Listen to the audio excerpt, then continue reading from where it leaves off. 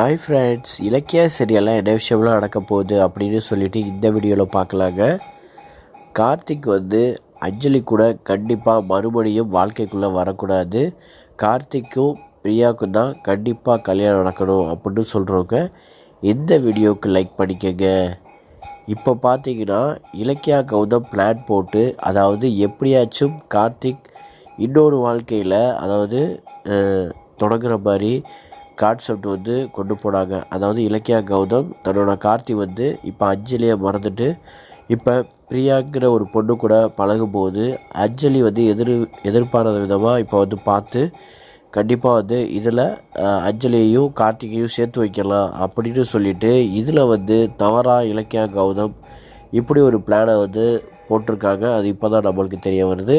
ஆனால் இப்போ கார்த்திக்கும் பிரியாவுக்கும் இப்போ லவ் ரெண்டு பேருக்குள்ளேயும் அதிகமாகிருச்சு. இதை பார்த்து ஜானுமாவே சொல்கிறாங்க, கார்த்திக் பிரியாவை கல்யாணம் பண்ணி கொடுத்துடலாம் அப்படின்னு நினைக்கிறாங்க. ஆனால் இதில் இலக்கியா கௌதம் அஞ்சலியை கார்த்திக்கும் பிரியாவும் பழகிற விஷயத்தை தெரிஞ்சு வச்சுக்கிட்டு இதில் அடுத்து எப்படி கௌதம் இலக்கியா காயரவத்த போகிறாங்க அப்படின்னு இனிவரை எபிசோடில் நடக்க போகுது.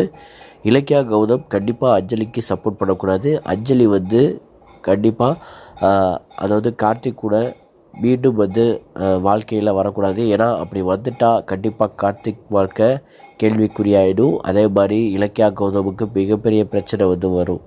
அது புரியாமல் இலக்கியா கௌதம் கார்த்திக்கும் பிரியாவுக்கும் கல்யாணம் பண்ணுற மாதிரி கான்செப்ட் கொண்டு போவாங்க. அது மாதிரி தான் கண்டிப்பாக நடக்க போகுது. இதில் பார்த்தீங்கன்னா கார்த்திக்கும் பிரியாவையும் எப்படியாச்சும் சேர்த்து வச்சு இதில் அஞ்சலி பார்க்குற மாதிரி கான்செப்ட் கொண்டு போகலான்னு இலக்கியா கௌதம் நினச்சாங்க.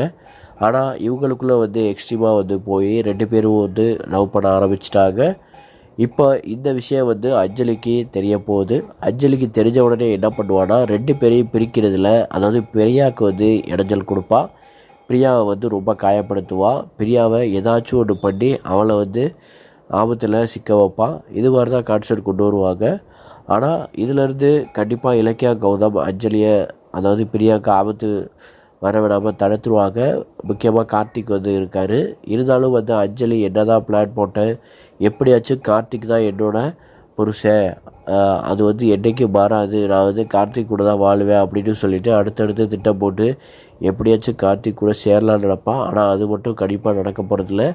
பிரியா இப்போ கார்த்திக்கு ஏற்ற ஜோடி தான். கண்டிப்பாக இவங்க ரெண்டு பேர் தான் சேர்ந்து கண்டிப்பாக அவங்க ரெண்டு பேரும் கல்யாணம் பண்ணிக்கிற மாதிரி முடிவு பண்ணுவாங்க. இதில் இலக்கியா கௌதம் சப்போர்ட்டாக இலக்கியா கௌதம் பிரியாவுக்கும் கார்த்திக்கும் சப்போர்ட்டாக இருக்கணும். கூடவே ஜானுவாவும் இருப்பாங்க.